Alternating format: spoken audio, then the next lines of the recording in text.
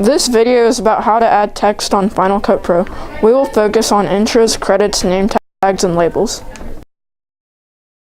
To add a title or intro, go to Effects. Then go to the bumper/opener or the build/in and out section in Titles. There you can choose the one you want. To apply it, drag it over the clip on the timeline that you want to add it to.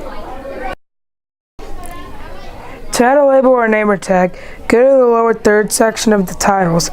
Choose the one you want and drag it over to the video clip on the timeline that you want to apply it to. To add credits, go to the Credits section of Titles. Drag the one you want over a clip in the timeline or put it after a clip. You can change parameters of scrolling text credits by changing font, size, style, alignment, and color of text.